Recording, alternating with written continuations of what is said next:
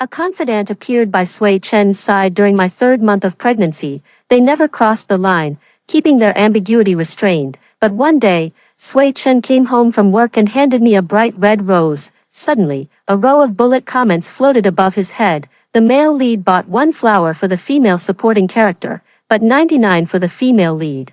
Has he finally realized his true feelings? In 4 months. The female supporting character and ex-wife should exit the scene. She insisted on saving the baby despite premature birth, costing her own life. However, her death conveniently paves the way for the main couple. Am I the only one who feels sorry for the female supporting character? The child she risked her life to deliver won't even visit her grave. The female supporting character is just a plot device. Her sole purpose is to provide the male lead with money, enabling him to enter high society. I looked at the lone rose in my hand, touched my belly again, and made a difficult decision. My unfaithful husband and cold-blooded child. I want neither of them anymore. Sui Chen hung up his clothes, looking somewhat absent-minded. His body had returned home, but his heart was clearly still elsewhere. He looked at me, his right thumb lightly rubbing against his index finger, a small habit he had whenever he felt uneasy. I placed the roses in the vase by the entrance and spoke first. Is something wrong? Sui Chen nodded, then let out a long sigh. An important big client is returning from abroad, and the hotel is booked quite far away. I was thinking of coming back tomorrow, but, he glanced at my still flat belly, looking worried. I can't leave you home alone. I wouldn't feel at ease. I stared into his eyes. He looked back at me without panic or evasion, so composed that I almost overlooked the barrage of comments above his head. The male lead is going to find the female lead. Today is their confession day. This is the first time for the male and female leads, so sweet it's bubbling. The female lead's first child was conceived tonight, right? Unlike the sickly child born to the supporting female character, the female lead's child will be the male lead's heir, though I also ship the main couple. Isn't this considered cheating while married, especially when his wife is pregnant? That's just too scummy. To the comment above, the female supporting character never found out until her death. She didn't suffer and even felt guilty for failing the male lead's deep affection. I silently read those bullet comments, feeling as though my heart were being torn apart by invisible hands. I'd been able to see these bullet comments since last month. From the barrage comments, I learned that the world we live in is actually a novel, and my husband, Sui Chen, is the male protagonist of this novel. The barrage comments said that my husband of 10 years has developed a flirtatious relationship with someone else. They drink tea and chat together, attend concerts together, count stars together at night, and this woman is his destined heroine, perhaps because I remained silent for too long. Sui Chen patted my arm in confusion. Inan, what's wrong? I lowered my head, hiding the moisture in my eyes. It's okay, work is important. You go ahead. Work isn't as important as you. Sui Chen pressed his lips together and spoke resolutely. If anything were to happen, I'd regret it for the rest of my life. We've been longing for this child for so long. When Sui Chen found out I was pregnant, he was so happy he almost cried. He thanked me for giving him a home, a harbor where he could anchor. From that day on, Sui Chen treated me even better, turning down social engagements to come home on time every day.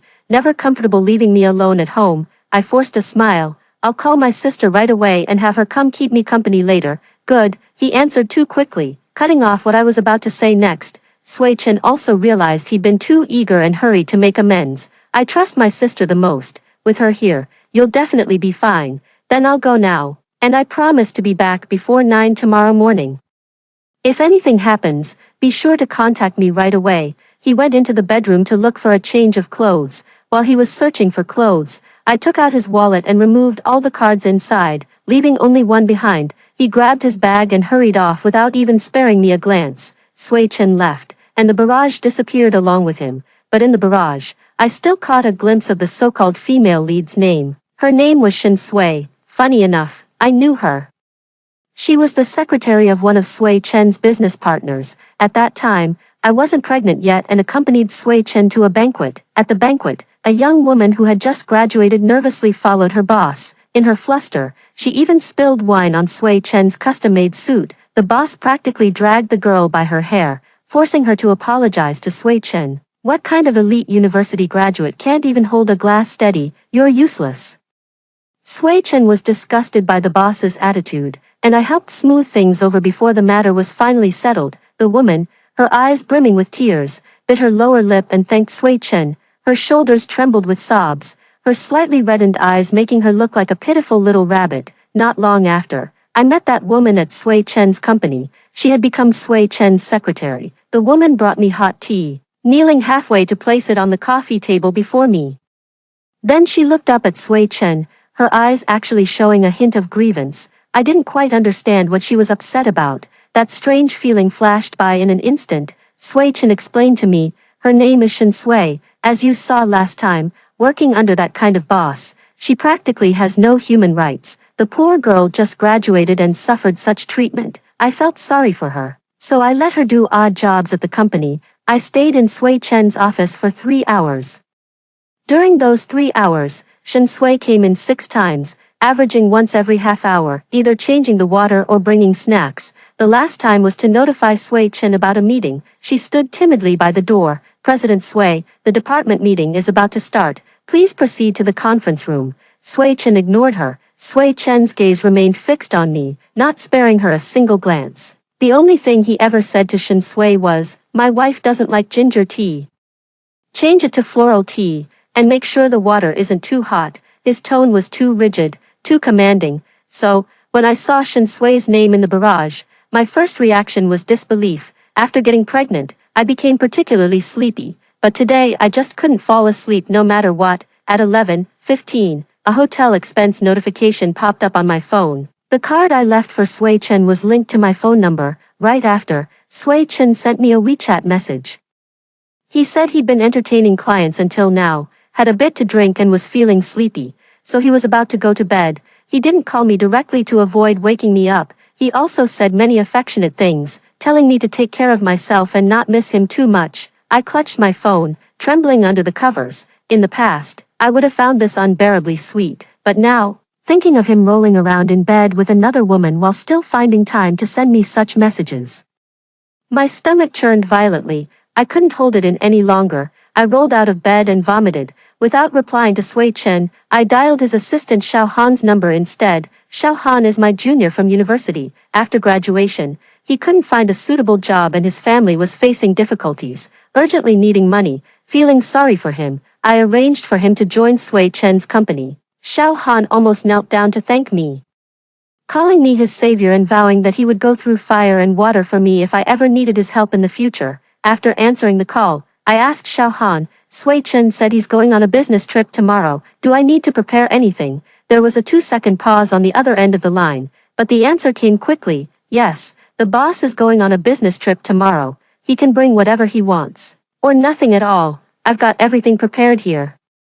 I tugged at the corner of my mouth, torn between laughing and crying, finally praising him. You're truly such a thoughtful assistant. When the boss returns from his business trip, I'll have him give you a raise. Hanging up the phone, I sat on the sofa thinking about those bullet comments I'd seen. They actually made things quite clear. My husband, whom I've known for 10 years and been married to for 6, has changed his heart. And my future would see me suddenly going into premature labor at 7 months pregnant, dying on the operating table while trying to save our child. The company my parents invested in for Sui Chen was originally meant to be my security, but after my death, it all became Sui Chen's alone. In the end, he lived happily ever after with his affair partner, while my child resented me for bringing him into the world frail and weak. My whole life has been nothing but a supporting role for the male and female leads. Why must this happen to me? At 6:30 in the morning, I made my decision and drove to that hotel. I was just about to take out my ID to ask the front desk to look up my room number when the barrage of comments appeared again. OMG, the male lead is too strong. After going at it for 2 hours last night, he still carried the female lead into the bathroom this morning for more steamy action. This is what VIP members should be watching. TSK, the female lead is so lucky. Good thing the rooms next to 502 were empty. Even with the hotel's soundproofing, it would have been unbearable otherwise, right? I closed my eyes briefly. It seemed that as long as I wasn't too far from Sui Chen, I could see these bullet comments. I put away my ID and took the elevator straight to the door of room 502. Standing in front of the door, I touched my belly again. If this child truly resents me for bringing him into this world, as the comments suggested, then I'll grant his wish. The barrage comments seem to be able to see me, and they're raising questions. Holy shit, who do I see? Why is the female supporting character here? Why has the plot changed? Shouldn't the female supporting character be at home resting for her pregnancy at this point? Oh no, oh no, if the male lead gets discovered now, it'll be a real case of marital infidelity. And the female lead will be tainted. No, female supporting character, go back, dirty dogs pretending to be saints. How shameless can they get? Exactly, cheaters shouldn't be glorified. Why do these scumbags get to play the leads? The barrage comments split into two factions, scrolling rapidly as they clashed. Sui Chen was someone with an exceptional sense of punctuality. If he promised to return home by 9 a.m., he would never break his word. Sure enough, the door opened within 10 minutes. Sui Chen adjusted his tie while turning back to coax softly, "Go back to sleep for a while. I've already requested leave for you these 2 days. What? Still worried about your salary? You can freely use my supplementary card." A pair of delicate arms reached out and wrapped around Sui Chen's waist. Shen Sui whined coquettishly, "You were so rough last night. It really hurt. If you're like that again next time, What would she do then?" Shen Sui left her words unfinished. Because Sui Chen turned his head and saw me, his pupils contracted, his body stiffened for a moment, then he quickly pushed Shen Sui away and strode towards me. I turned sideways, looking behind him. Shen Sui was pushed to the ground in a disheveled state, her white nightgown revealing most of her delicate chest. She stared at Sui Chen in disbelief. This man who had professed endless love to her just last night was now treating her so cruelly in his panic. The barrage of comments paused for a moment before quickly scrolling again. How can the male lead treat the female lead like this? She's your destined one. Just wait till you're chasing her through hellfire later. And that supporting female character is so annoying. Why does she have to show up now? The female lead looks so wronged and heartbroken. Don't cry, sweetheart. We can be strong, independent female leads without any man. It's truly a case of chasing your wife into a crematorium. Look, the male lead's wife is clearly about to run away.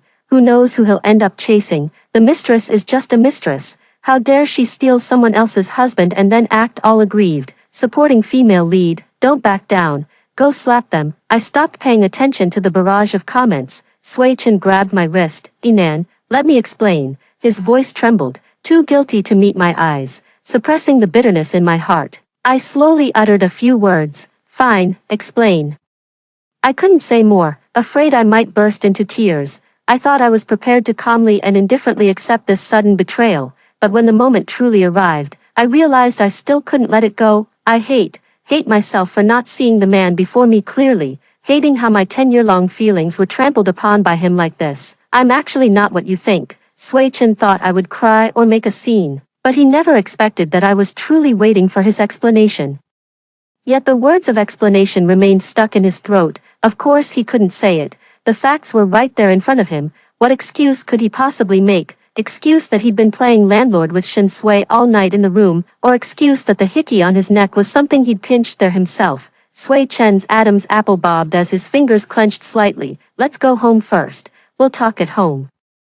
He blocked my view, preventing me from looking at Shen Sui, and tried to pull me toward the elevator. I violently shook him off, suddenly furious. "Don't touch me, you filthy thing." Sui Chen's hand froze there, not daring to move a muscle, while his body trembled slightly. I turned to leave but was shoved so hard that I staggered. It was Shen Sui. "How dare you treat him like this? You eat his food, drink his drinks, and still have the nerve to give him attitude. You've taken all the benefits.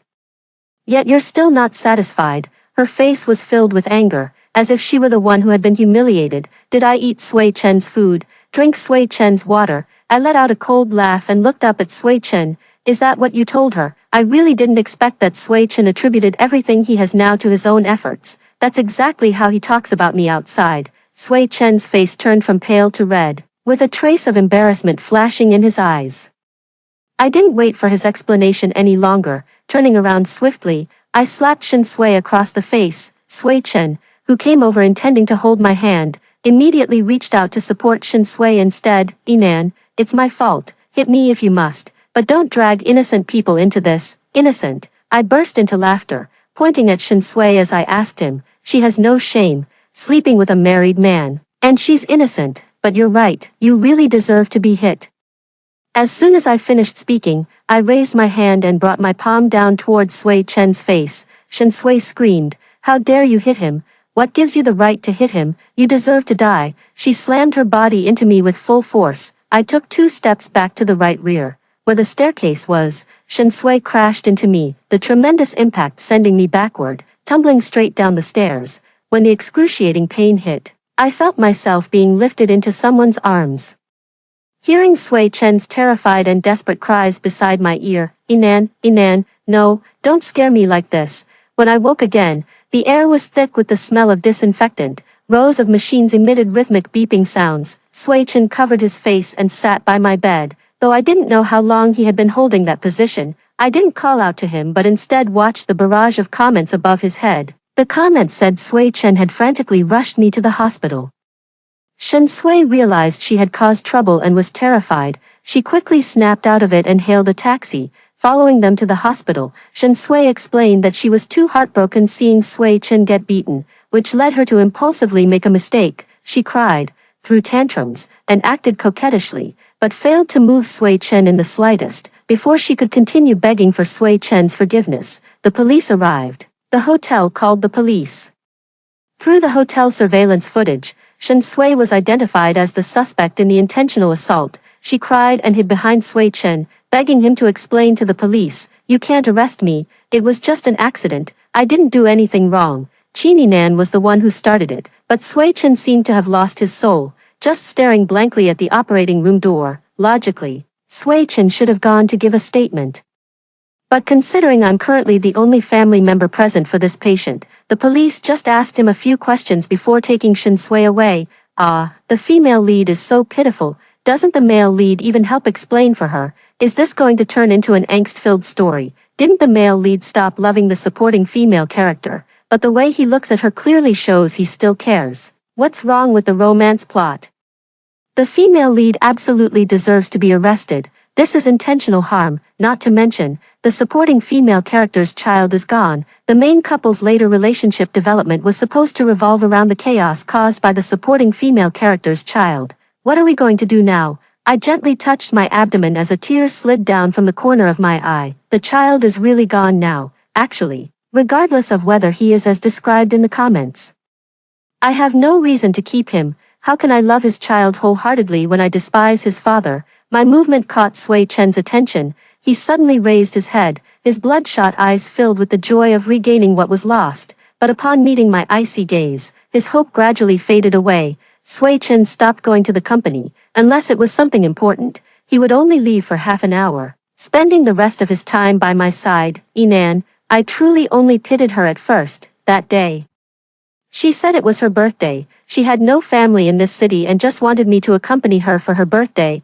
I never thought I would. Inan, it's all my fault. Please don't get angry and hurt yourself. The baby, we can have another baby. He kept talking to me non-stop, as if it could lessen his own pain. But apart from eating, drinking, and using the bathroom, I spent the rest of my time staring at the ceiling, counting the sounds of the machines. He broke down, grabbing his hair and sobbing, "Inan, don't be like this. Hit me if you want. Yell at me if you want. You can punish me however you want. Just don't ignore me." He was too noisy and disturbed my rest, so the doctor kicked him out, but he refused to leave, pacing the hallway outside until he calmed down, then forcing a smile to come back and apologize to me. My silence lasted until my sister came to visit. After our parents died in a car accident, my sister became my only blood relative. The moment I saw my sister, I could no longer hold back and burst into tears, hugging her tightly. Without mercy, my sister punched Sui Chen right in the face. While Sui Chen went to find a doctor to treat his wound, my sister asked me, "Have you loved him for so long, and now you're really decided to let go?" I nodded with a sob, my resolve unwavering. "This man isn't worth it. This marriage must end." Sui Chen rushed in, panic-stricken. "I swear it was only that one time, just that one mistake.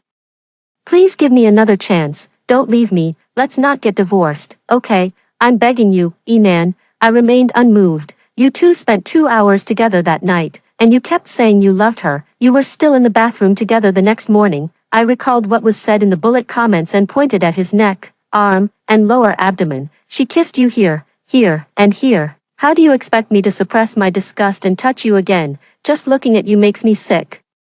Sui Chen's expression changed drastically. He took 2 steps forward, trembling uncontrollably. "You, how could you know?" He lowered his head dejectedly and muttered, "I don't love her." I was just bewitched at that moment, playing along. Yes, I was just playing along. I said I loved her. But it wasn't true. Sister could no longer hold back and grabbed the fruit basket on the table, hurling it at Sui Chen. "Just playing along. Then when you said you loved Nan, were you just playing along too?" Sui Chen shook his head desperately. "I truly love Nan. My feelings haven't changed all these years. Nan, for the sake of our long-standing relationship, give me one more chance." He knows too, after all these years of shared emotions.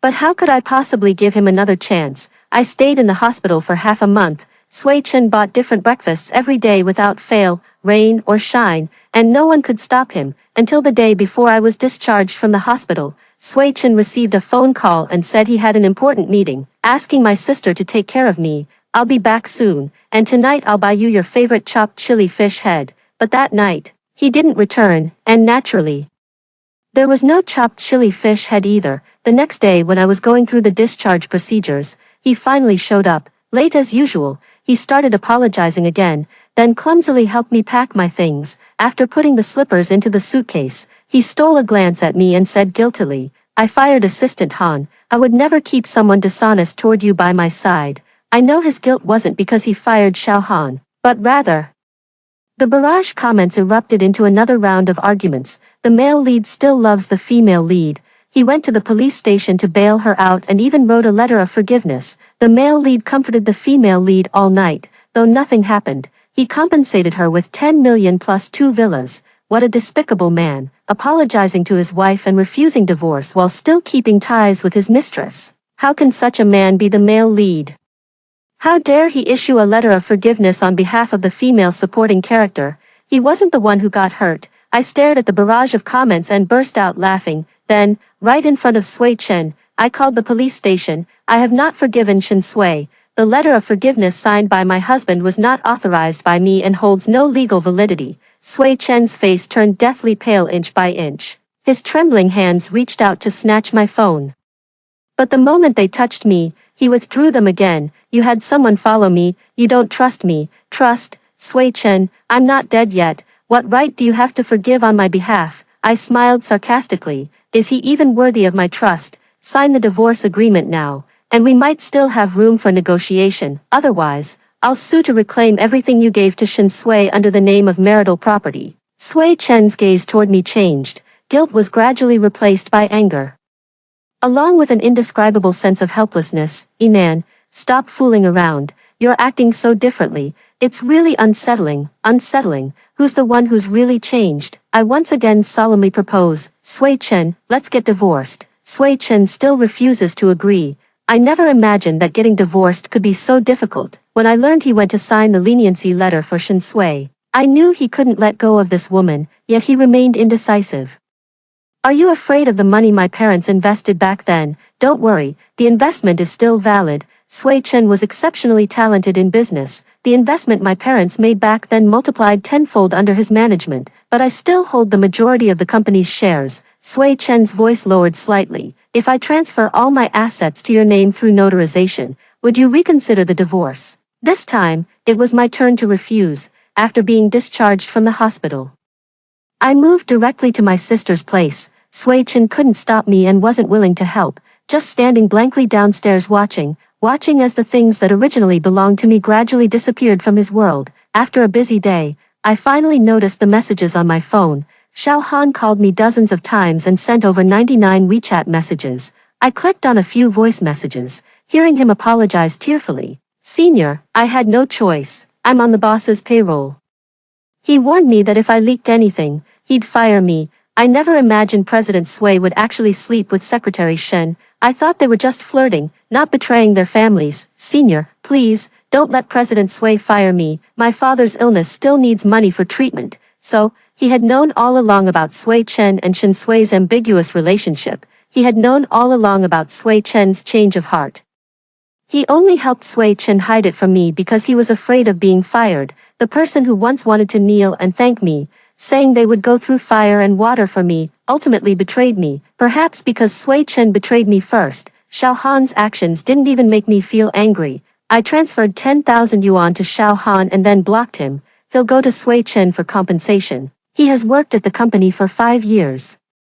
And the N+1 compensation is enough to sustain him until he finds his next job. It's just that there won't be a kind senior like me to help him anymore. The next job definitely won't be as comfortable as being an assistant. Sway Chen didn't give up. He tried his best to minimize his time at the company, and then we had all sorts of chance encounters. I said some really harsh words. Even I didn't expect that such heart-piercing remarks could come from my usually well-mannered mouth.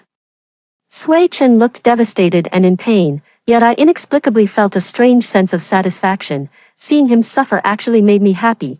To make myself even happier, I hired a lawyer and prepared to file for divorce for the first time. The lawyer said that as long as Sway Chen disagrees to the divorce, there's a 90% chance the first attempt won't be granted. The odds are slim, but I want Sway Chen to know my determination to divorce.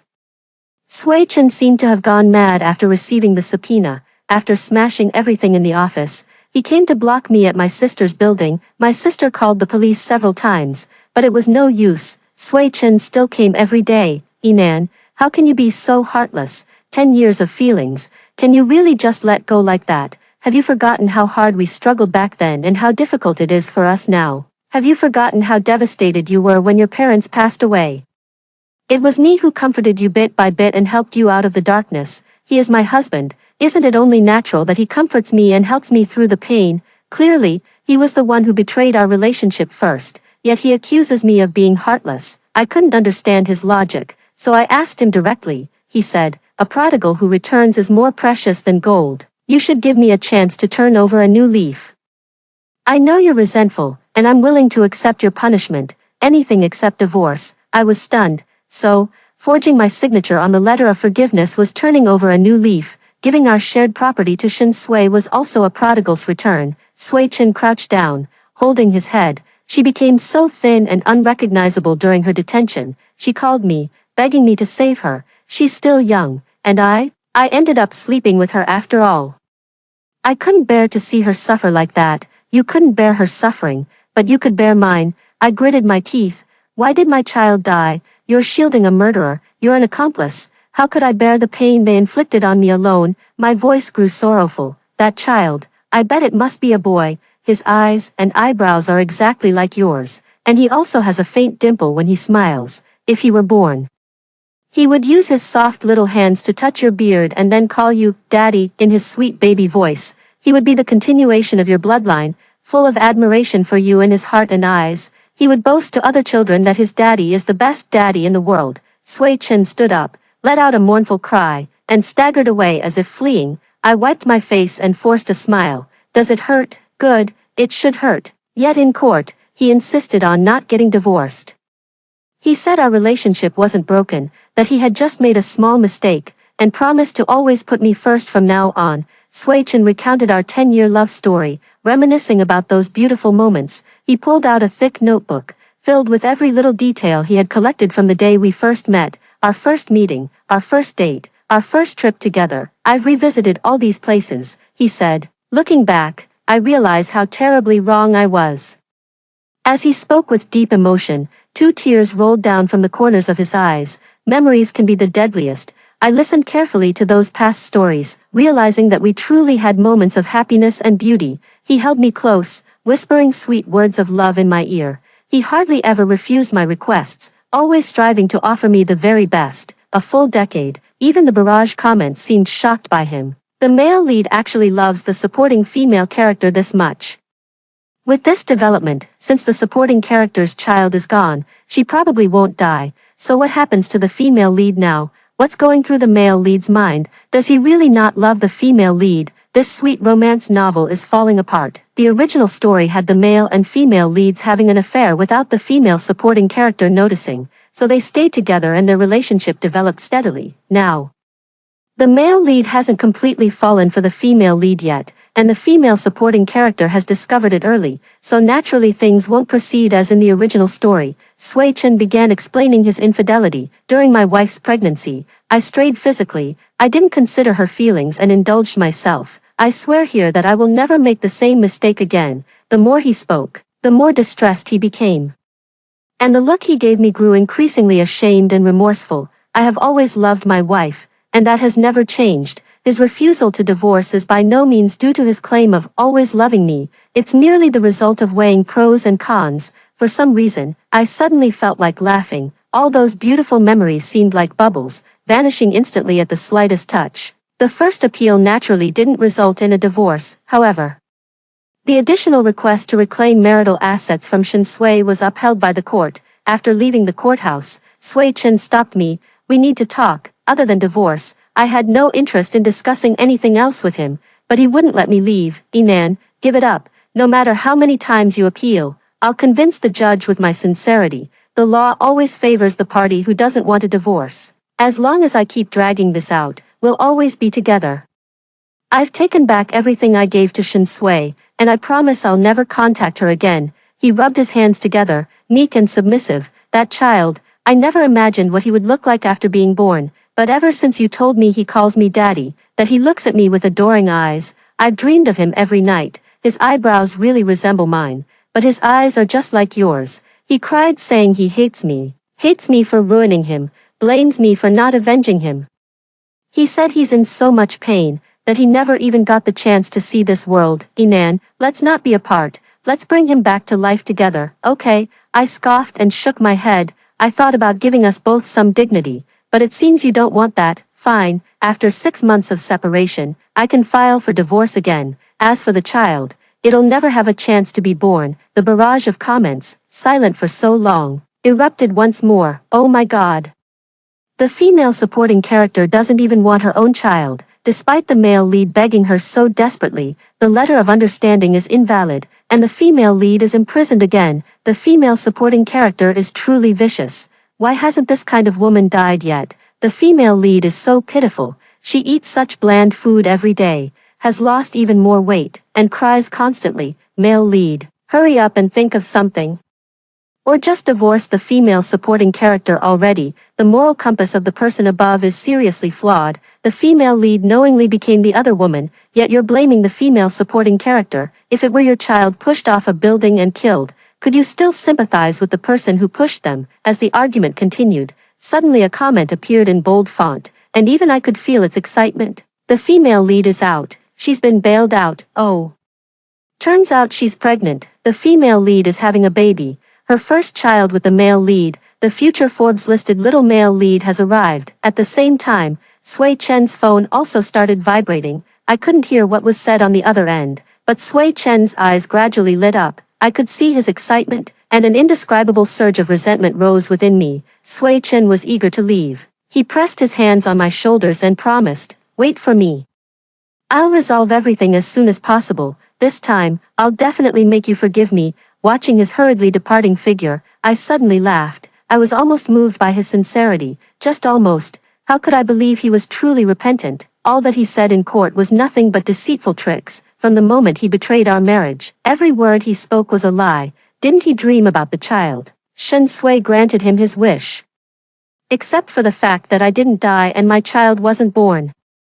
Sui Chen's life still returned to normal as predicted by the bullet comments. The 10 years I spent by his side helped him achieve success, yet left me with a broken marriage and scars all over my body. How unfair. I contacted a well-reputed investment firm and sold off my share of the stocks. Then, I immediately filed for asset preservation with the court, account frozen. Now Sui Chen couldn't access large sums of money even if he wanted to. I've figured it out.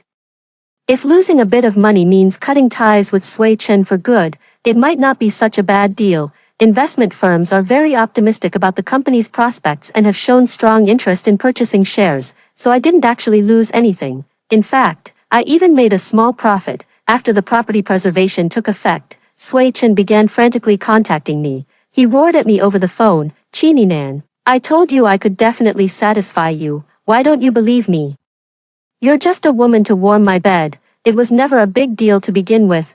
Why must you make such a fuss that everyone knows about it? Take a good look. Which man in the business world is cleaner than me, whose wife isn't turning a blind eye? Why can they accept it, but you can't?" After venting his anger, he began apologizing again. "Inan, I lost my temper just now. That was my fault. But I've already apologized so sincerely and promised never to sleep with another woman again.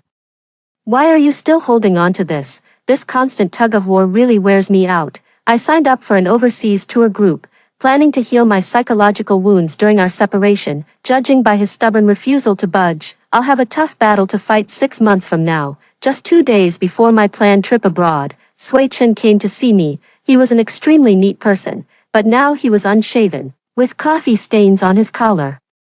Thinking he might be taking care of the pregnant Shin Sui, I couldn't help but sneer. True love indeed, even habits can be changed for her. Sui Chen was overjoyed. I've really thought of a way to make sure we reconcile. I didn't understand Sui Chen's meaning. How could he think we could still reconcile? I was about to walk past him when he pulled Shin Sui out of the car. My eyes widened in shock. Shin Sui didn't look well. She had lost a significant amount of weight. Sui Chen's actions just now could be considered quite rough. This really didn't seem like the way one would treat a beloved person. I frowned but didn't speak, wanting to see what they were going to do. Sui Chen held on to Shin Sui, who was trying to shake him off, and urgently said to me, "You insisted on divorcing me. Wasn't it because Shin Sui caused you to miscarry, abort her child? Consider it as paying for our child's life. As long as her child dies, you'll come back to me, right?" I think Sui Chen has gone mad. Shin Sui probably thinks so too. After freezing for a few seconds, she began struggling desperately. "Sui Chen, you can't do this to me. It was you who said you loved me, that I was younger and prettier than your wife, that you wanted to divorce her and marry me. That's why I slept with you. The child in my womb is the fruit of our love. How could you bear to harm him?" Shin Sui wept bitterly, her sorrowful expression paired with her pale face making it impossible not to pity her. Sui Chen lowered his head, his gaze devoid of any tenderness as he looked at Shin Sui. A ruthless glint flashed in his eyes. "I only love my wife Chini Nan. I've never loved you, Shin Sui. Let's be completely honest here. If I didn't have money, a company, and status, would you even look at me? Only Inan stayed by my side when I had nothing. We've been together for 10 years, because you seduced me, made me lose our child, and made Inan despise me. How dare you not deserve to die? And besides, you're so wild in bed. Who knows whose child you're really carrying?" I stared blankly at the man before me, as if seeing him for the first time. His gentle and gentlemanly demeanor had completely vanished, revealing sharp white teeth that seemed ready to devour someone. The barrage of comments exploded completely. "Oh my God, how did the male lead turn into this?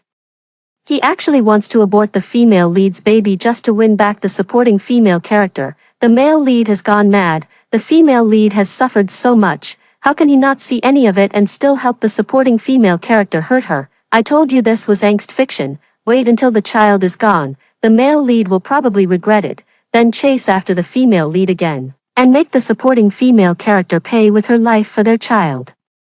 Never mind what kind of fiction this is. All I care about is whether the female lead's first child can be born safely. Although I do hate Shin Sui, the real culprit who hurt me is Sui Chen. Every debt has its debtor. As for Shin Sui, she doesn't need me to deal with her personally. Even if pregnancy allows Shin Sui to receive a suspended sentence or serve her term outside prison, the compensation is unavoidable. Her farming parents and younger brother in the countryside probably won't be willing to shoulder it for her. I just need to focus on dealing with Sui Chen. I slowly took 2 steps back and shook my head firmly. "Sui Chen, don't waste your effort. No matter what you do, I won't give up on the divorce. I also advise you, don't push your luck." With that, I turned and walked away, picking up speed as I went, afraid Sui Chen might stop me again. Right now, I have no interest in discussing the future with a madman. Behind me, Sui Chen's voice tore through the air in anguish. "Inan, I was wrong. Don't hate me. Don't leave me, please." I arrived at the port of Marseille by cruise ship and was bombarded with messages as soon as I turned on my phone. I first opened my sister's chat to let her know I was safe, then saw her latest message. Sui Chen was arrested, then released. I immediately contacted my lawyer to get the full story. It turned out Sui Chen really found an underground clinic and gave Shin Sui an abortion injection. He said, "Nan's child is gone. Why should you be able to get pregnant? I should have pushed you down the stairs too, but considering the nights we've spent together, I'll make it quick for you." Shin Sui endured 10 hours of excruciating pain, lost the child, and due to bacterial infection, could never conceive again. Shin Sui called the police. Her sister hired a lawyer to meet with Sui Chen. "You've been with Nan for 10 years, you should know her temper. She'd rather break than bend. Even if you died in front of her now, she would never look back. So, stop doing meaningless things, part on good terms, and maybe Nan will still remember the good in you." Sui Chen cried, crying bitterly. He kept blaming himself, unable to control his lower desires, and lost such a wonderful wife. After cooling off for a few days, Sui Chen sent someone to find Shen Sui, promising to marry her, and only then did he obtain the letter of forgiveness from her. Sui Chen was sentenced to 2 years probation with 3 years suspension and has now returned to the company to take stock of his assets. The lawyer said, Ms. Chen, your husband has agreed to the divorce. You can come back now. I went to visit Shen Sui in prison first. I just wanted to see what fate awaits those who meddle in other people's marriages. She looked as if she had aged 10 years. Wrinkles covering her entire face, the shabby prison uniform seemed slightly oversized, hanging loosely on her frail frame. After recovering from the miscarriage, because she failed to obtain my forgiveness and lacked the money to compensate me, Shen Sui was sentenced to 3 years in prison. When she saw it was me, she became extremely agitated. If not for the thick glass barrier, I suspect she would have rushed over to hit me. Cheenie Nan, you must be feeling smug, aren't you? My child is gone. And I can never get pregnant again. But guess what? Sui Chen has agreed to marry me. You filed for divorce and blocked me everywhere. Wasn't it all just to make Sui Chen cut ties with me? You've really gone too far this time. Sui Chen wants a divorce. She burst into laughter, laughing for a long time, only to realize I wasn't the least bit sad or upset. I didn't even show any extra emotion. Do you really not love Sui Chen anymore? I nodded. Trash. I don't want it. If you like picking it up, take it. On a sunny morning, Sui Chen and I went to the Civil Affairs Bureau. He sold his shares, gave me all the money, and chose to leave with nothing. He said he was sorry and this was all the compensation he could give me. I asked him what he would rely on for a living in the future, and he smiled bitterly. Whether it's delivering food or working as a security guard, you can make a living doing anything. As long as you're doing well, I'll be at ease. He seems to have regained his former tenderness and thoughtfulness, but I don't need it anymore. I didn't hesitate. I took all the money, as it was rightfully mine to begin with. Sui Chen's voice lowered slightly. I promised to marry her. He paused for a moment, and seeing that I didn't react much, smiled bitterly. Trash like her and I deserve to be locked up together forever. Nan, while I was imprisoned, I had a dream. I dreamed that you had an unexpected premature birth at 7 months pregnant, and you gave your life to save the baby. I was terrified, holding your lifeless body in a frenzy. When I woke up, I was so relieved it was all just a dream, that you're still alive and well. I smiled and looked up. The barrage of comments above his head had dwindled significantly. Did the male lead give all his assets to the female supporting character, leaving him no way to make a comeback? How can he secure a future for the female lead like this? So this is how it ends, dropping this novel. What trash writing, such a terrible ending. Although comments like, dropping this, floated across the screen, the barrage of comments eventually disappeared completely, as if all the depression and pressure had dissipated. I waved at Sui Chen. Let's stop here. Under Sui Chen's desperate gaze, I turned away gracefully. After hearing the first story above, what are your thoughts? Feel free to share your opinions in the comments section. Next, there is another similar story. Let's continue to see. After I died suddenly from a heart attack, my 3-year-old daughter slept all night next to my lifeless body. The next morning, my daughter rubbed her eyes and sat up. Seeing I hadn't woken up, she shook my arm and cried, "Mommy, hungry, tummy hungry," but my body had long gone cold and stiff. Unable to give her any response, just as I was anxiously struggling, my phone rang. On the screen, Fu Shirshio's call was flashing. "Sweetheart, it's Daddy, answer the phone." I quickly turned to look at my daughter, silently shouting at her. I hoped she would answer the phone, letting Fu Shirshio know that I was dead. Only then would he return home to take care of our young daughter. But my daughter couldn't hear my voice. She widened her round eyes, looking around, and spotted her phone on the nightstand by the door. She slowly stood up, carefully stepped over my body, and then toddled her short legs as she slowly climbed off the bed. "Hurry up, sweetie, otherwise, the call will hang up, and you won't be able to answer it." I'm very anxious, afraid my daughter might miss Fu Shirshio's call. Fortunately, my daughter finally picked up her phone. She swiped twice before answering the call. Fu Shirshio's angry voice came through. "The kindergarten teacher said Sharan didn't go to school today. Whatever issues we adults have, why take it out on the child?" Their daughter was frightened by Fu Shirshio's tone. She called out softly, "Daddy." There was a brief pause on the other end of the phone. Fu Shirshio softened his tone and asked, Sharan, why is it you? Where's Mom? The little girl turned her head, glanced at my body, and spoke softly. Mommy, still sleepy? No, sweetie, Mommy is already dead. Hurry and tell Daddy, Mommy is dead. But how could a 3-year-old child understand what death means? I floated in midair, anxious, helpless, and utterly lost. Fu Shishio's tone once again brimmed with anger. It's already so late and you're still not up. Tell Mom to hurry up and sign the divorce papers. As soon as the words were spoken, the call was abruptly ended. My daughter glanced at the dark screen and placed the phone back on the nightstand. She turned around, grabbed my hands with her tiny ones, and tried to pull me up. Mommy, Daddy said Guai should go to kindergarten. She was still too young. She automatically ignored what she couldn't understand and only remembered Fu Shishio's words about going to kindergarten. She had just started kindergarten, and every morning I was the one who took her to school. But now, my eyes are tightly shut, utterly silent. It seems my palms feel unusually cold. A hint of confusion appears on my daughter's little face. She touched my arm. Then she felt my forehead and asked softly, Mom, are you very cold? No response.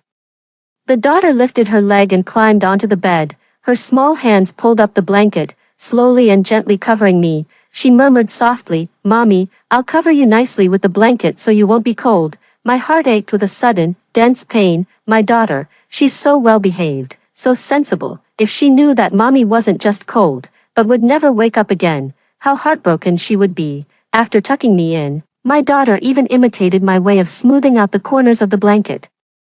Then, with her two chubby little hands, she grasped one of mine, leaned her small head forward, and blew warm breath onto my palm. I remembered how during winter, when her hands were cold, I would warm them up for her exactly like this. Now, our roles were reversed. Just, my hands will never be warm again.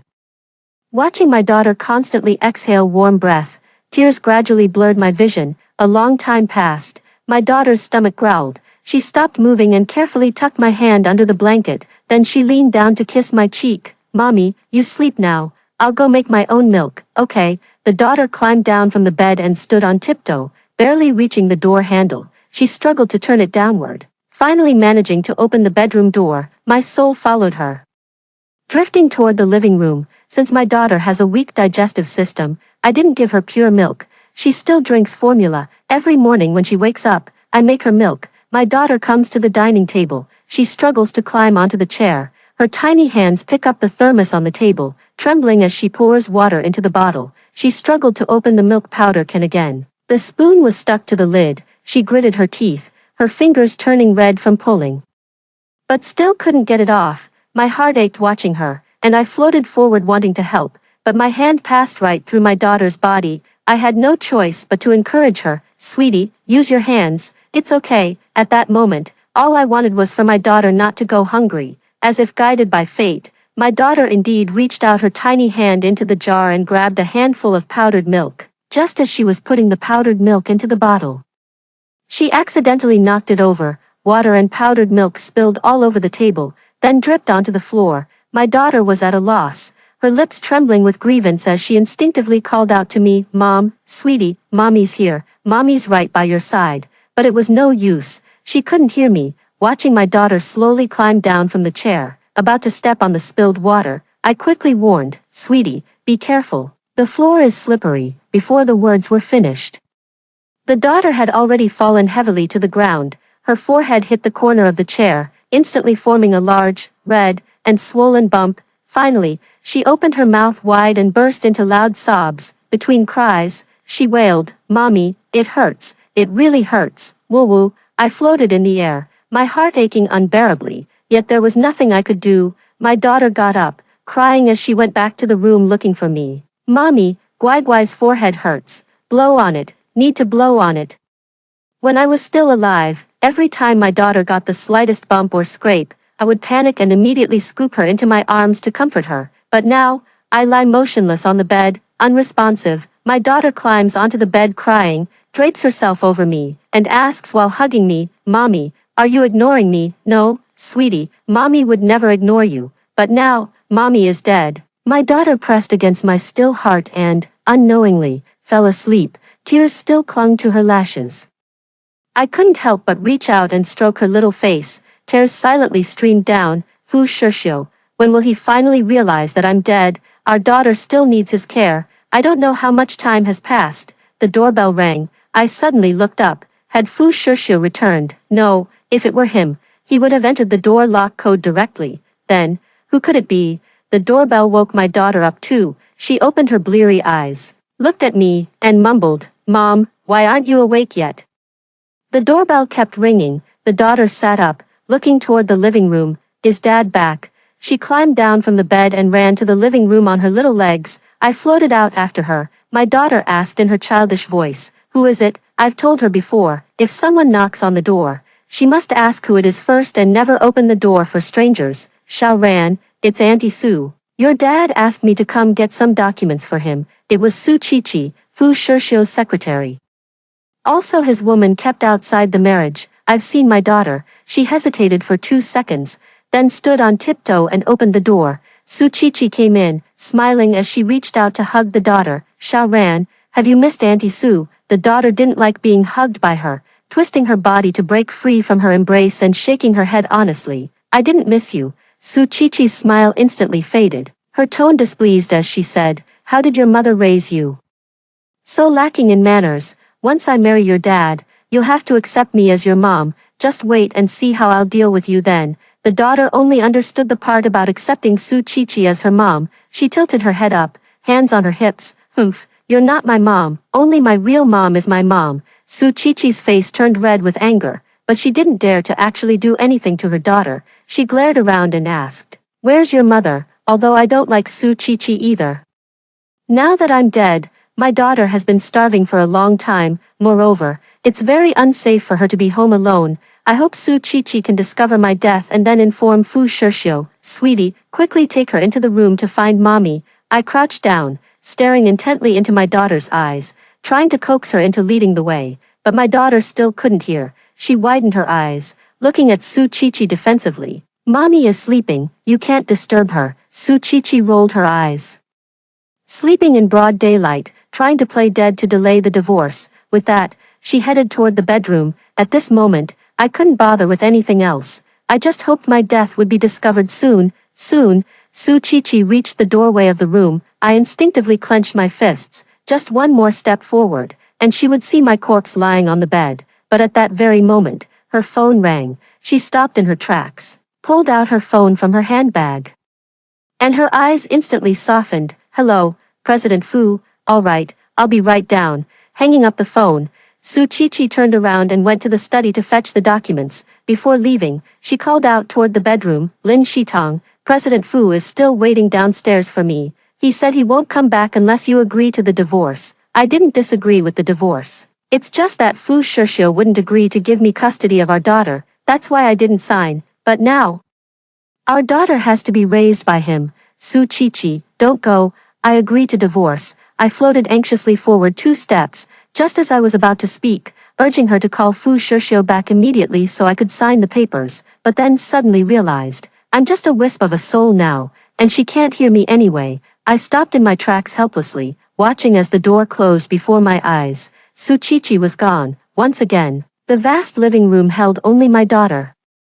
She rubbed her stomach. She must have been starving, but she was too small to open the fridge door. She walked to the kitchen and stared at the leftovers dumped in the trash can. Mom said we shouldn't dig through the trash. It's full of germs.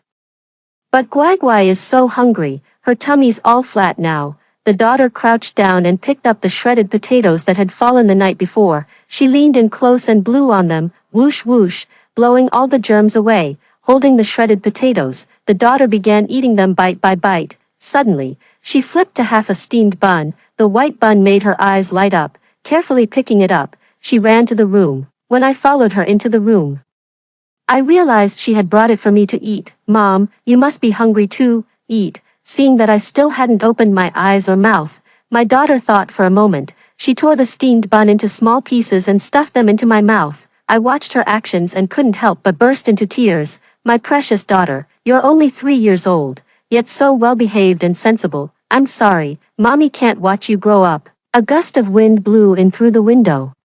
My daughter stopped feeding me and wrinkled her nose to sniff. "Mommy, why is there a strange smell?" Following the scent, my daughter pounced on me to sniff.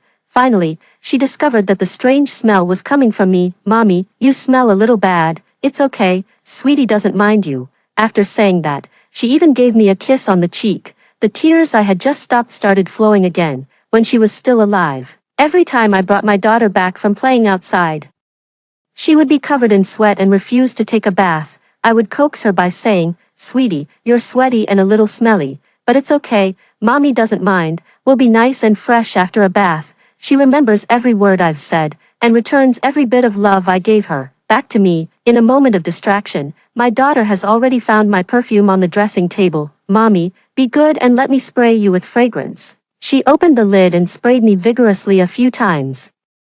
Her little nose sniffed a few times, and finally, she smiled contentedly. "Yay, Mommy smells nice again." The daughter placed the perfume back on the dressing table. She fiddled with my skincare products for a while, probably out of sheer boredom. She then ran to the living room and brought back building blocks to scatter on the floor. "Mommy, Guai Guai will stay right here with you." She leaned against the bed, sitting on the floor, and started playing with building blocks until the sky gradually darkened. Fu Shishio, as expected, did not return. As the light in the room grew dimmer and dimmer, the daughter, alone in the vast and lifeless house, began to feel afraid. She climbed onto the bed, lay beside me, and hugged my cold, stiff arm. "Mom, why won't you wake up? It's already dark outside, and I'm scared." My daughter couldn't hold back her tears and started crying. The more she cried, the more heartbroken she became, and my heart shattered into pieces along with hers. I gently touched her face, trying to wipe away her tears. "Sweetheart, don't be afraid. Mommy is right here with you." Another long night passed. The next morning, the daughter woke up. She checked on me first. Mom, wake up quickly." But I still couldn't wake up. Not only that, my body started emitting a stronger odor. My daughter suddenly panicked and burst into tears. "Mom, are you sick? You've been sleeping so much because you're not feeling well, right?" "Mom, I'll call Dad and have him take you to the hospital." Wiping her tears, the daughter climbed down from the bed and picked up the phone that was still lying quietly on the nightstand, but the phone screen remained dark. She didn't know how to unlock it. After some thought, she seemed to remember that usually when I point my phone at my face, it unlocks. So she held the phone and shakily extended it toward my face. But I'm dead and can't open my eyes, so facial recognition failed. My daughter stared at the still dark phone screen, her little face full of helplessness. Her voice was choked with tears. "Why won't it open?" After fiddling with it for a while, she remembered voice activation again. "Mom often calls you Siri and asks you to set alarms for her. Then can you also help me call Dad?" She leaned closer to the phone's microphone and called out in her childish voice. "Siri." No response. She called again. "Hey, Siri." Still no response. "Hey, Siri." My phone doesn't have my daughter's voice print recorded, so naturally she couldn't unlock it successfully. "Why isn't Siri answering me?" My daughter hung her head low and sadly put down the phone. But just then, the ringtone suddenly sounded. It's Fu Shishio calling again. Hearing the ringtone, my daughter's eyes widened instantly. She swiped to answer and brought the phone to her ear. An angry voice came through. "Lin Shitong, why didn't you send Shaoran to kindergarten today? Are you doing this on purpose? Deliberately not sending her, deliberately not asking for leave, so her teacher would contact me, so I'd have to call you. Is that it? Let me tell you, don't play these little games. You'd better agree to the divorce soon, or we'll see each other in court." Our daughter shrank back in fear. After Fu Shishio finished speaking, she said softly, "Daddy, Mommy is sick. She won't wake up no matter what.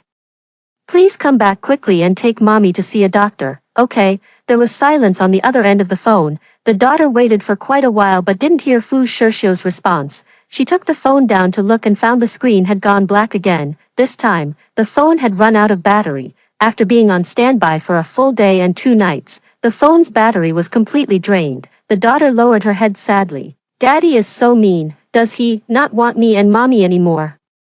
But Mom is sick. Mom needs to see a doctor." A moment later, suddenly, the daughter raised her head and turned to hug me on the bed. "Mom, don't be afraid. I'll go find a doctor for you. Wait for me." "Okay." "No, not allowed. You're still so young. You can't go out alone. It's dangerous." I panicked and reached out to grab my daughter, but it was futile. I couldn't touch her at all. I watched helplessly as my daughter took her little steps toward the living room. I could only keep up She stood on tiptoe and struggled to open the front door, staring at the corridor ahead. She timidly withdrew her steps again. My daughter actually has a somewhat timid personality. She has never left my side. I've also warned her not to go out alone, as it could be dangerous. My daughter has always been well-behaved and obedient, but now, driven by the thought of finding me a doctor, she seems to have summoned extraordinary courage. She clenched her little fists, lifted her foot again, and resolutely stepped out the door. She walked to the elevator entrance, stood on tiptoe,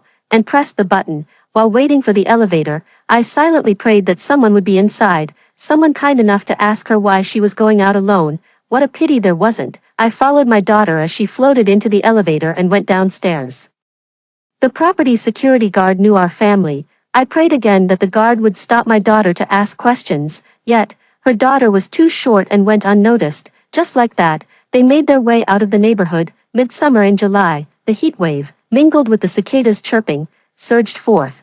There were few pedestrians on the road besides vehicles. My daughter toddled along the sidewalk, walking alone. Beads of sweat had already formed on her forehead. I hovered around her anxiously, trying to soothe her. Sweetie, please come home, okay? It's so hot outside. You'll get heatstroke, and you're alone. What if you run into bad people? But my daughter couldn't hear me. She kept walking forward under the scorching sun. I could only follow step by step, clinging closely behind. My daughter barely ate or drank anything all day yesterday. Now, with the sun beating down, her cheeks are flushed red, and her lips are starting to chap. She stops in front of a dessert shop, staring at the cakes in the display window, swallowing hard. I'm so hungry, and so thirsty. I need to find a doctor quickly to cure Mom, then we won't go hungry anymore, she murmured to herself. The little girl turned around and continued walking forward. She was still so young. She probably didn't even remember the way to the hospital, but she still resolutely went to find a doctor for me, watching her small figure. My heart ached unbearably. As my daughter walked, she began to slow down. Her face grew paler, and the back of her clothes was already soaked with sweat. Mommy, Guai feels so sick. Her voice was weak and feeble. Just after speaking, her body swayed a few times before collapsing. Guai, I rushed forward, trying to pick up my daughter, but no matter how hard I tried, it was useless. Sweetheart, wake up, please wake up. But my daughter lay motionless on the ground, her eyes tightly shut. Frantically, I floated into the middle of the road, attempting to stop the passing vehicles, but they all passed right through me and raced away. I was so anxious I didn't know what to do. I could only drift back to my daughter's side, watching her tiny form lying there silent and still. Tears gushed forth. Who will save my daughter? Fu Shishio, come quickly and save our daughter. Perhaps even heaven couldn't bear to watch. Dark clouds began to drift across the sky. The sun disappeared. Soon, raindrops started to fall. They landed on my daughter, moistened her parched lips, but the daughter still hadn't woken up.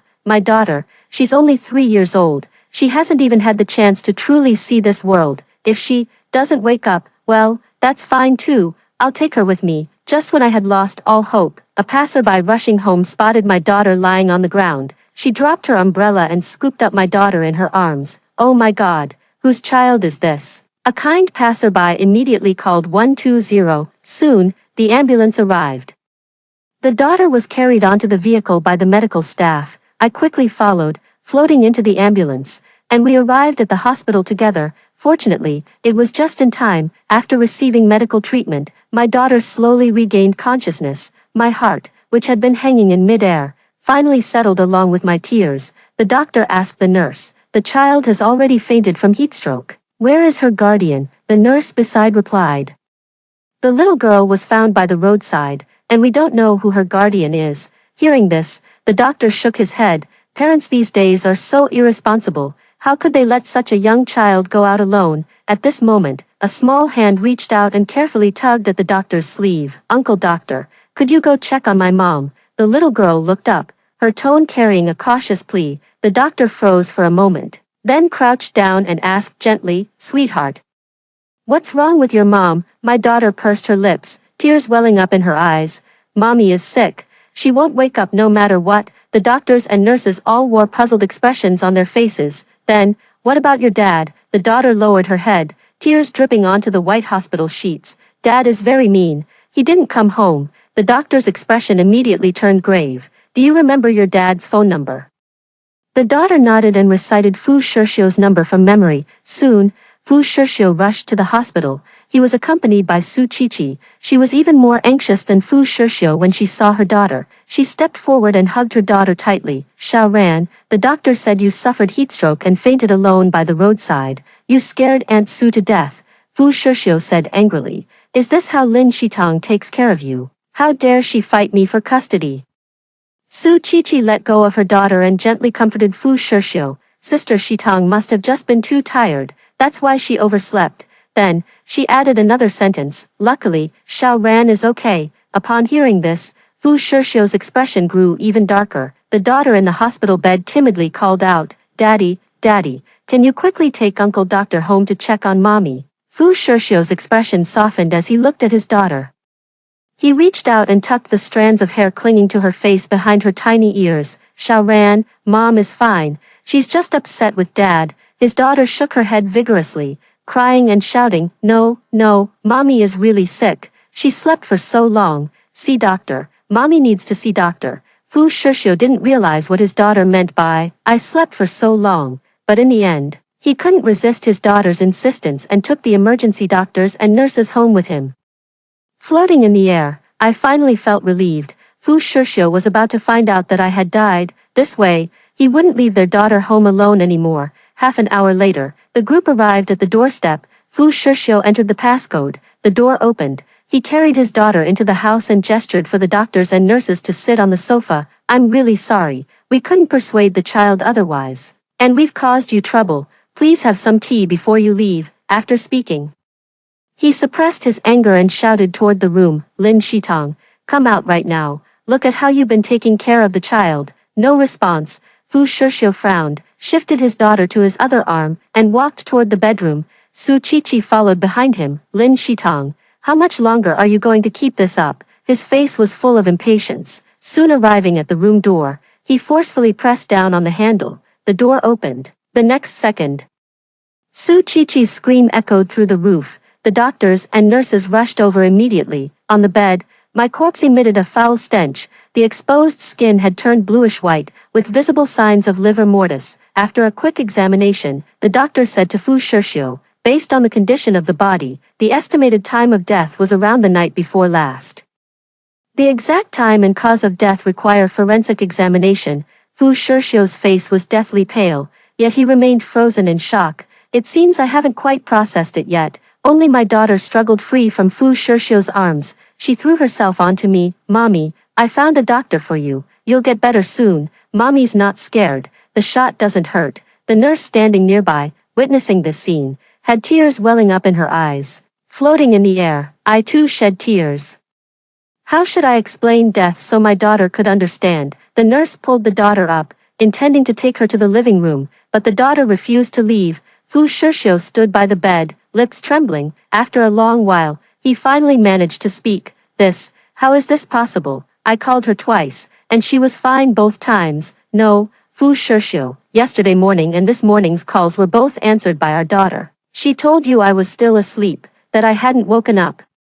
But you didn't realize anything was wrong and angrily questioned me about why I hadn't taken our daughter to kindergarten. Our daughter looked up innocently, tugging at Fu Shishou's hand and asked, Daddy, the doctor is here. Why aren't they taking Mommy's temperature yet? Hearing his daughter's voice, Fu Shishou seemed to finally remember. The phone call had been answered by his daughter. In that instant, he took 2 steps back, bracing himself against the doorframe with one hand.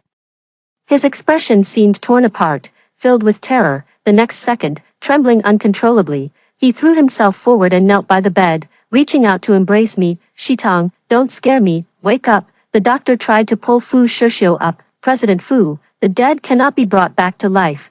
Please accept my condolences. Fu Shishou suddenly grabbed the doctor's hand, his eyes wide with fury. Quick, take a look. Examine Shitong right now. Yes, she's just sick. She's sick. You have to treat her. Su Qiqi clung to the doorframe, only peeking half her head inside. Her voice trembled. Fu, President Fu, please don't do this. I'm scared. Then get out. Fu Shishou's eyes were bloodshot as he roared at Su Qiqi. Our daughter stared blankly, looking utterly confused. She probably didn't understand why the doctor still hadn't treated me. I was completely bewildered too. Fu Shishio wants to divorce and be with Su Qiqi, now that I'm dead. There's no need to wait for a cooling off period or divide assets, isn't that better? But why does he look like he can't accept it? The doctor notified the police. Soon, the police arrived with a forensic examiner. My body was covered with a white cloth and carried out of the house. Fu Shishio held his daughter, moving like a walking corpse, as he followed them into the elevator. Downstairs, the hearse was already waiting. My body was lifted onto the vehicle.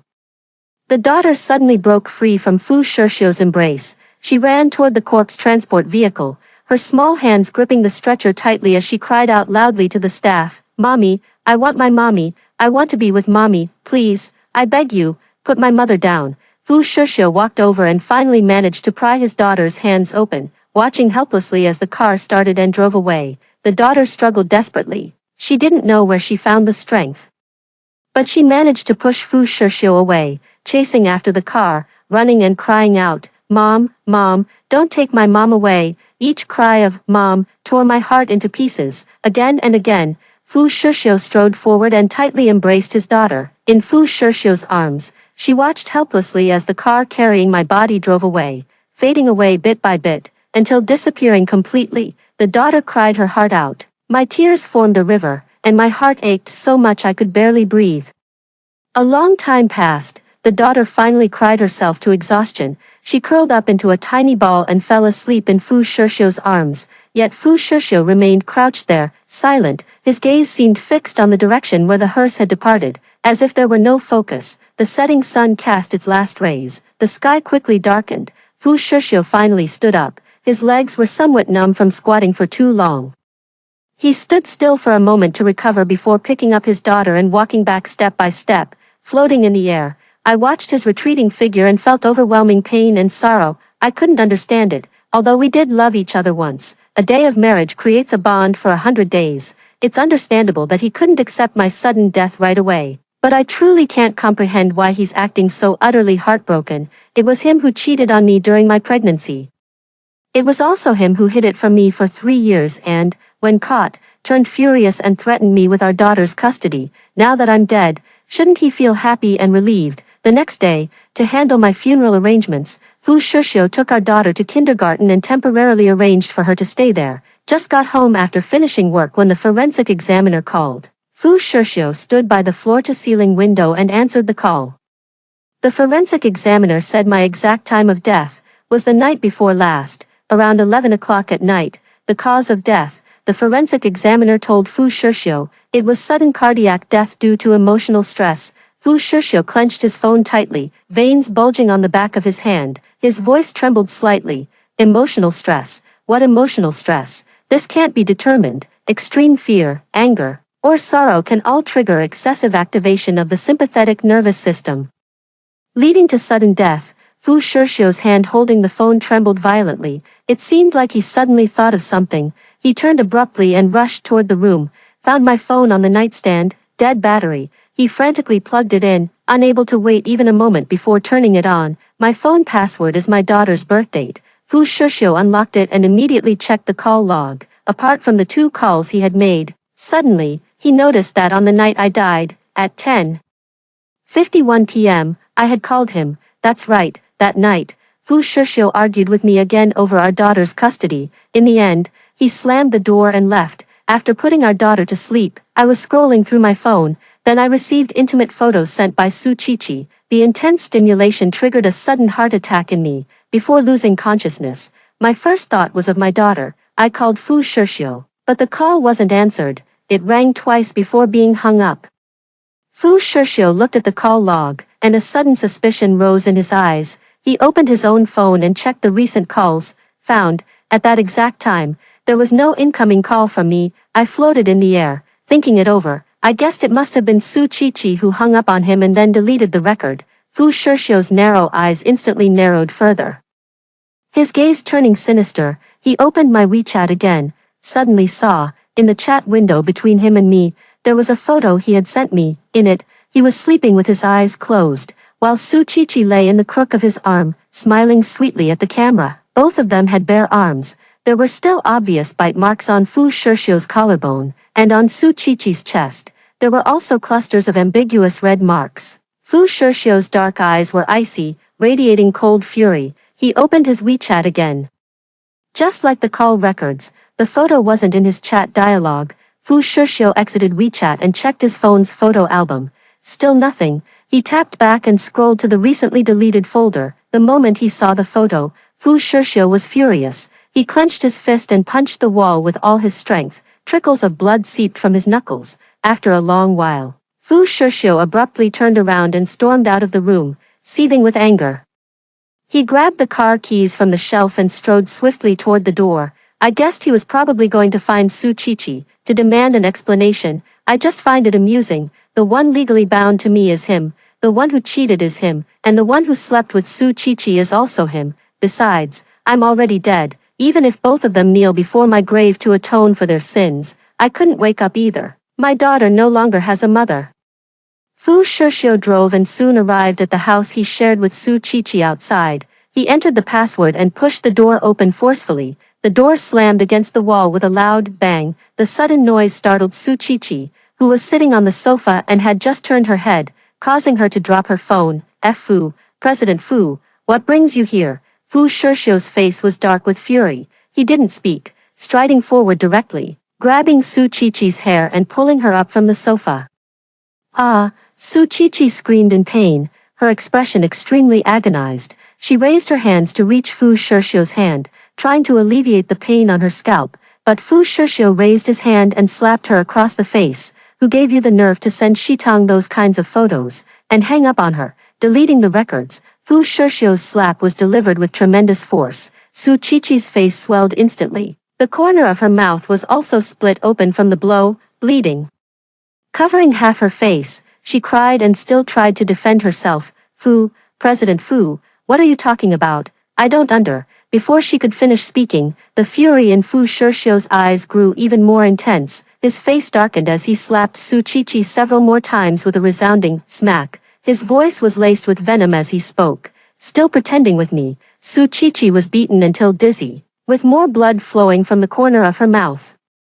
But Fu Shishio had no intention of letting her go. He forcefully threw Su Qiqi onto the sofa, his expression terrifyingly ferocious. Su Qiqi covered her face, crying and begging for mercy. Fu Shishio paid no attention, his eyes bloodshot. He began unbuckling his belt. Before Su Qiqi could react, he swung the belt at her. Su Qiqi instinctively raised her arm to block. A bloody mark immediately appeared on her fair, slender arm. Fu Shishio still wasn't satisfied, swinging the belt in his hand like a madman.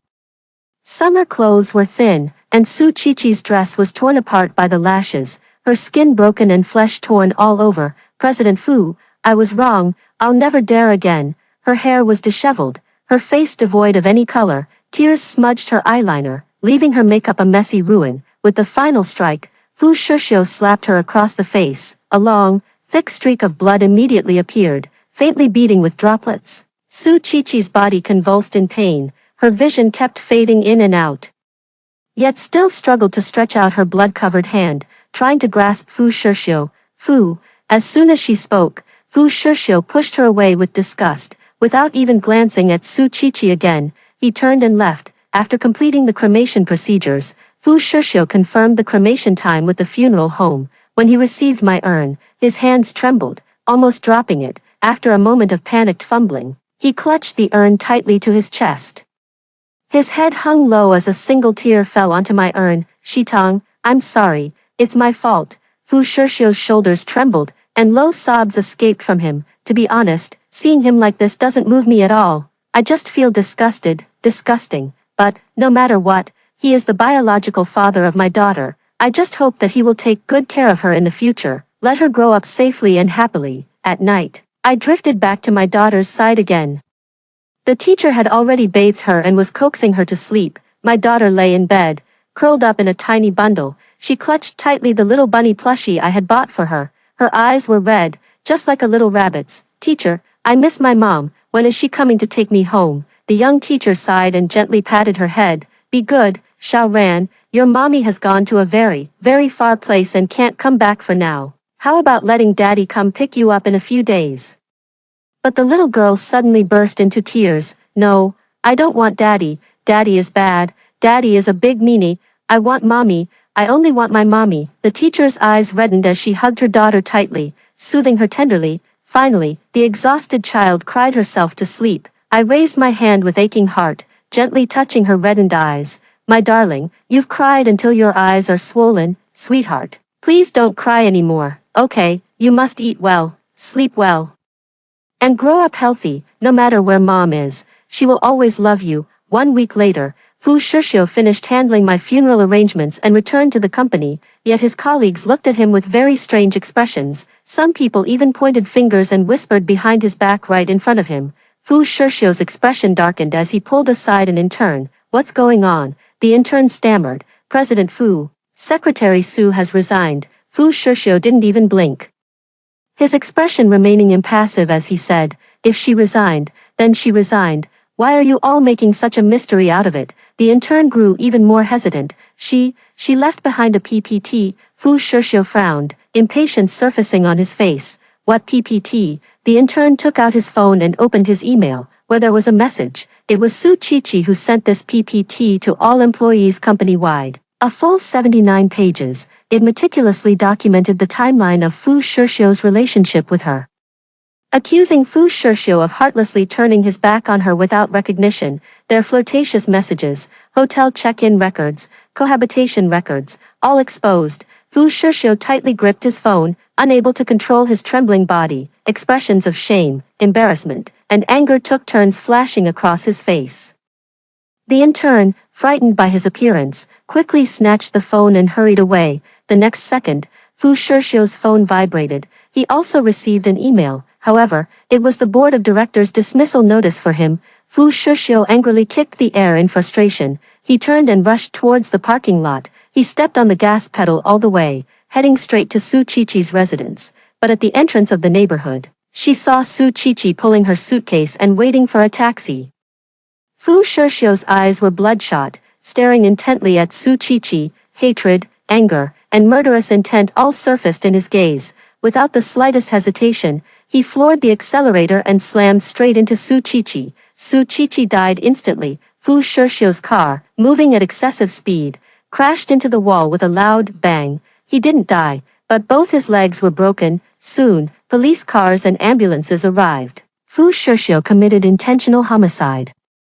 He will likely spend the rest of his life in prison. The daughter was sent to an orphanage. She was very lonely. She misses her mom so much. Though I'm by her side day and night in the form of a spirit, yet I can't reach out and touch her. She couldn't sense my presence either. My daughter clung to that little rabbit all day, crying and throwing tantrums, demanding to see her mother. The new teacher at the orphanage simply couldn't bear my daughter's incessant crying, frustrated.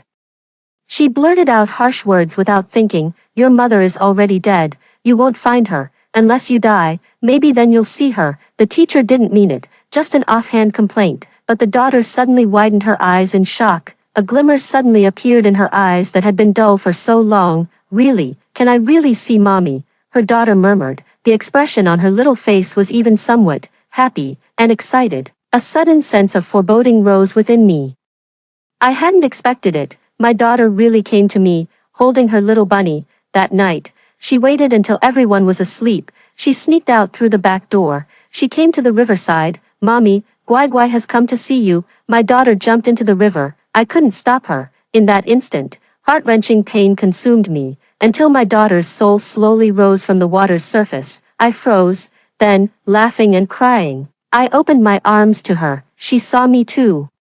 A smile finally appeared on her face, the first since my death. The tiny figure came running toward me. Mommy, mommy, mommy, mommy, mommy, mommy, mommy. After hearing the two stories above, what are your thoughts? Feel free to share your opinions in the comments section. Looking forward to hearing from you. If you liked this story, don't forget to like it, share it, and subscribe to my channel. See you next